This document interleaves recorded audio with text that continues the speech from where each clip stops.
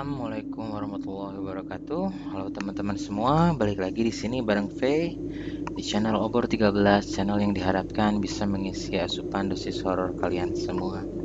Oke, apa kabar kalian semua? Semoga dalam keadaan baik-baik saja, sehat selalu, bahagia di dunia maupun di akhirat. Oke, untuk kisah kali ini saya akan membawakan sebuah cerita pengalaman saya sepulang camping. Ya bisa dikatakan ya camping saat itu yang cukup barbar, namun efeknya itu terbawa hingga pulang ke rumah. Seperti apa ceritanya? Berikut kisahnya.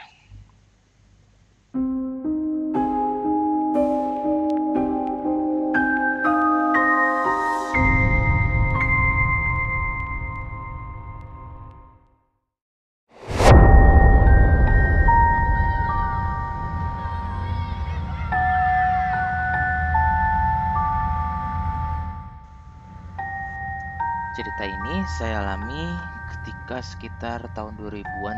Saat itu saya sedang mengalami masa-masa SMA.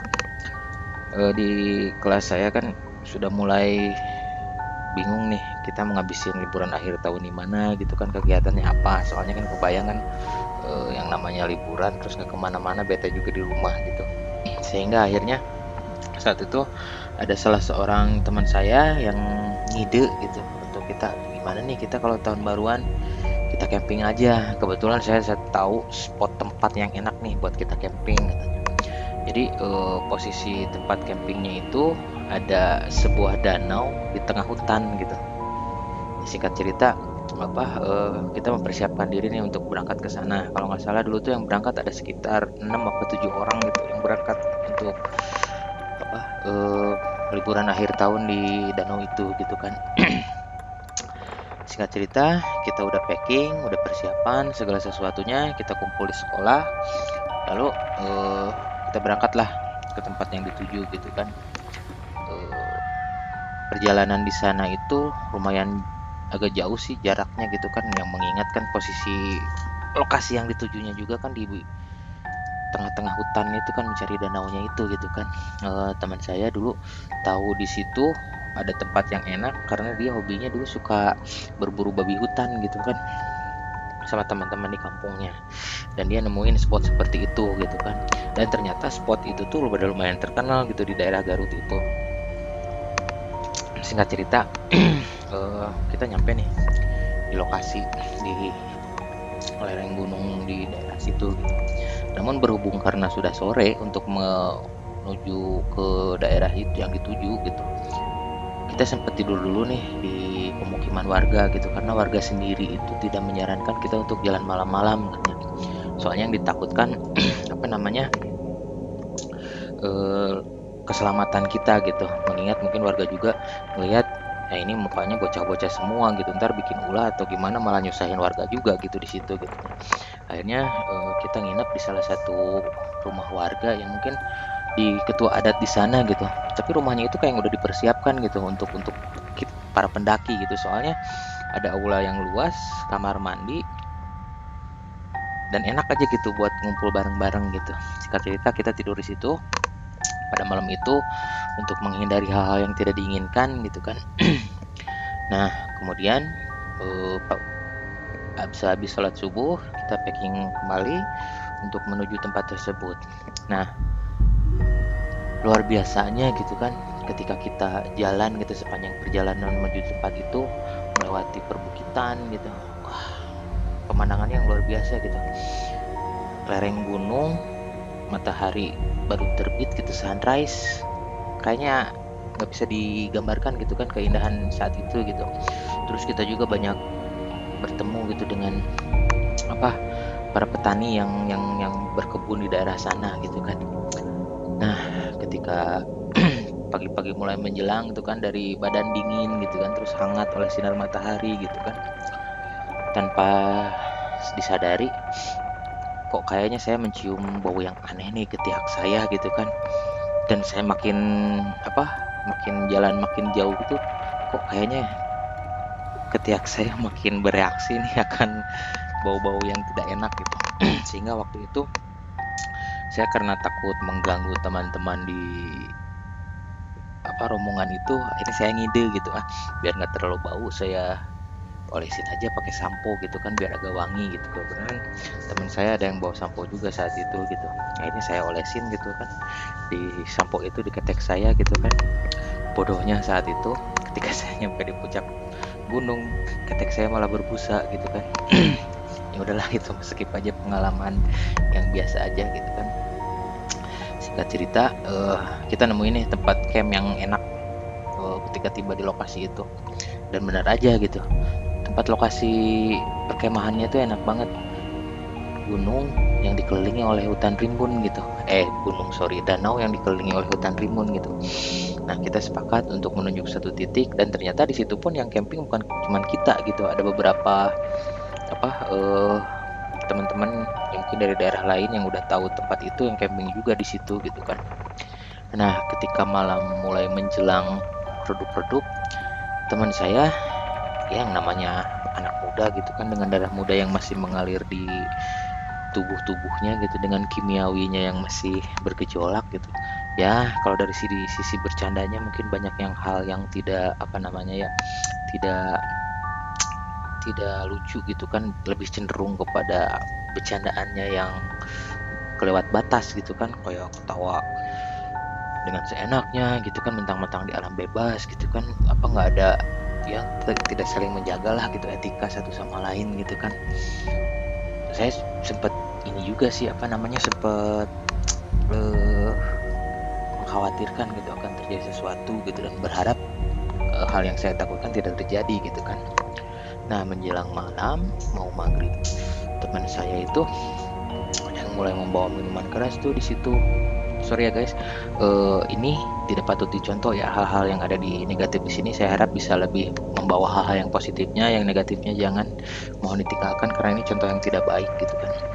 Nah singkat cerita, teman saya ada membawa minuman seperti itu, dan mulai tuh mereka pesta kecil-kecilan gitu kan di situ gitu kan. Apalagi ada salah satu teman saya juga yang membawa tanaman berinisial G itu gitu kan. Wah kata aku, bahaya nih kalau makin menjadi-jadi ini bercandanya, nggak bisa dijaga, takutnya terjadi sesuatu yang saya takutkan tadi gitu kan. Sehingga pada satu momen kita udah mulai kumpul nih di dalam tenda karena mau maghrib juga kan waktu itu. Saya juga bingung gitu kan, di sisi lain saya melarang teman-teman untuk bersenang-senang juga, takut kayak yang kayak yang sok suci gitu kan. Tapi di sisi lain ya emang harus menjaga etika gitu dimanapun kita berada gitu kan. Sehingga akhirnya saat itu ada momen saya hendak menyalakan lampu badai. Teman-teman tahu kan lampu badai yang biasa kayak petrol kecil yang mau dibawa gitu kan. Saya tidak sadar gitu ketika saya ingin menyalakan lampu petromak itu, saya sedikit memaksa gitu dalam membukanya, dan akhirnya kaca yang di dalam lampu itu bisa terbuka gitu kan. Tahu kan lampu petromak yang yang logonya dari kisah tanah Jawa tuh, nah, lampu badai seperti itu gitu kan. Nah namun ketika saya mau masang, kayaknya saya ada salah posisi menempatkan kaca penutup itunya itu yang biar nggak kena anginnya itu gitu kan. Saya paksain tekan, ternyata si kacanya itu muncrat gitu, pecah kemana-mana gitu. Sehingga teman-teman saya kan refleks pada ngeliatin saya gitu kan. Saya dari situ kayaknya ini momen gua nih untuk berakting seolah-olah ini ada hal-hal mistis gitu kan yang terjadi di sini gitu kan. Akhirnya saya pandang balik dengan sesuatu tatapan yang ngasih kode-kode bahwa ini tuh tidak akan berjalan dengan baik. Kalian lebih baik bercandanya jangan berlebihan dan sebagainya. Akhirnya ketika momen itu saya tidak bilang apa-apa nih, saya diem aja gitu melihatin teman saya satu persatu gitu. Dan tiba-tiba teman saya ada yang ngeh gitu kan, seolah-olah dia kayak diberi kesadaran gitu kan. Ya udah guys, udah bercandanya udah dulu, kita sholat maghrib aja dulu. Dalam hati saya, alhamdulillah gitu kan, mereka udah bisa ngerem gitu kelakuan mereka sendiri. Akhirnya teman saya yang lagi dengan kondisi kesadaran yang sedikit berkurang, di azan maghrib itu di situ di dalam tenda, karena ya dia ngerasa juga takut terjadi sesuatu gitu kan, apalagi seperti ada pertanda gitu melalui pecahnya lampu petromak itu gitu kan. Kita selesai sholat maghrib, alhamdulillah tuh nggak terjadi apa-apa.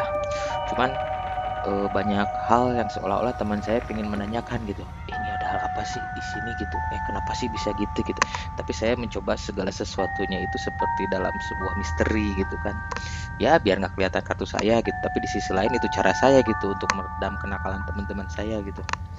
Singkat cerita, alhamdulillah camping 3 hari 4 malam 4 malam 3 hari itu nggak ada kendala apa-apa gitu kan. Saya biasa pulang ke rumah gitu. Namun yang saya rasakan ketika pulang ke rumah, saya biasa beres-beres. Mungkin seingat saya waktu itu saya tidak bersih-bersih dulu gitu kan. Ketika pulang camping dari situ gitu kan.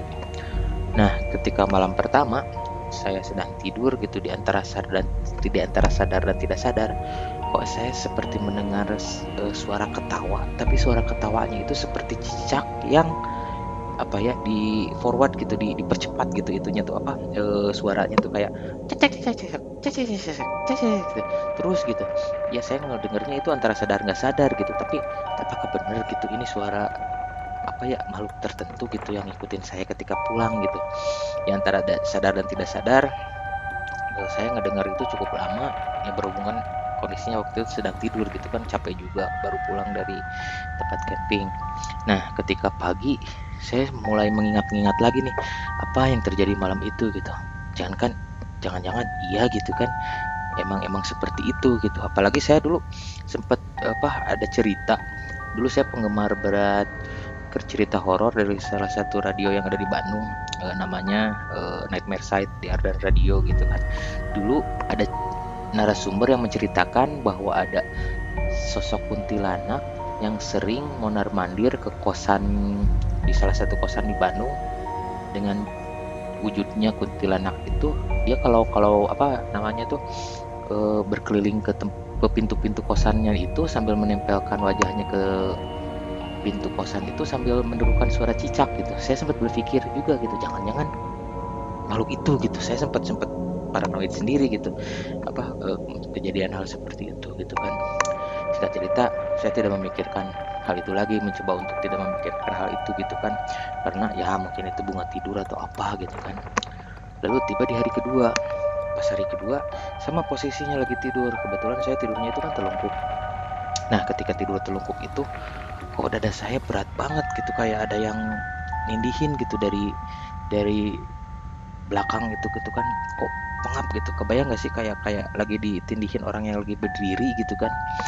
Dari situ saya refleks ngelihat pantulan cahaya tuh, kayak ada sosok itu gitu di cermin tuh, kayak ada sosok seseorang memakai baju putih gitu. Lalu saya kayak refleks gitu, ngambil ngambil apa, narik bajunya gitu ke arah belakang. Hei, ini berat, ini pengap, apaan sih kata aku. Entah sadar atau enggak gitu melakukan hal seperti itu. Tapi ketika aku meraih apa ya, kainnya itu, bajunya itu, kayak kayak kita lagi narik hordeng aja gitu, kayak narik hordeng jendela gitu. Lalu nggak berapa lama kemudian dia tuh hilang dan saya tidur kembali gitu kan. Rasa pengap saya tuh udah hilang gitu kan. Lalu saya tidur. Setelah bangun pagi pun saya mikirin gitu, ini tuh mimpi atau enggak sih gitu kan, kejadian ini tuh gitu kan. Lalu saya mencoba menghiraukan gitu, karena berhubung saat itu kebetulan ada paman saya gitu sedang main ke rumah gitu. Nah, saya berpikir, nah, alhamdulillah nih untuk malam ini ada temennya nih buat tidur gitu, nggak akan ada yang gangguin nih kayaknya gitu kan. Dan malam itu pun tiba gitu kan. Ketika malam itu tiba, saya tidur juga bareng paman saya tidur di atas kasur, paman saya ngampar di bawah gitu kan, kasur kasur tipis gitu. Di antara tidur saya, antara sadar dan tidak sadar, saya agak melek gitu mata dikit gitu. Tiba-tiba saya ngelihat siluet tangan hitam berkuku panjang dan berbulu gitu sedang mengusap-ngusap wajah saya gitu. Dan ketika momen itu terjadi, saya itu tindihan gitu. Aduh, kata saya, ini apa lagi? Padahal posisinya saya lagi tidur bareng juga nih sama paman saya di situ, masa diganggu lagi gitu kan. Aduh, kata. Nah, akhirnya saya sebisa mungkin apa namanya, berdoa gitu kan. Dan alhamdulillahnya saya tertidur lagi gitu.